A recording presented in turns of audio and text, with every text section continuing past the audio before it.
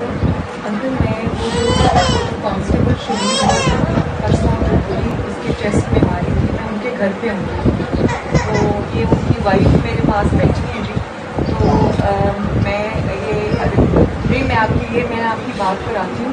और इनकी एक छोटी सी डिमांड भी है जी, इनके पास घर नहीं है, क्योंकि आपने आज असेंबली में अनाउंस किया।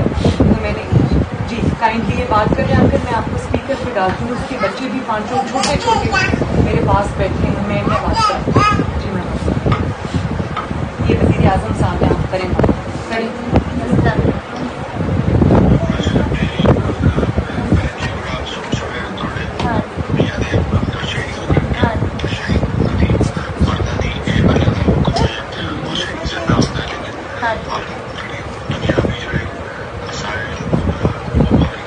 हाँ जी, हमें तो बस इंसाफ चाहिए, मेरे बच्चों को इंसाफ। अल्लाह ताला आपको सब्र दे, इंशाअल्लाह अल्लाह आपका ज़रूर कोई वसीला बनाएगा, आपने रोना नहीं।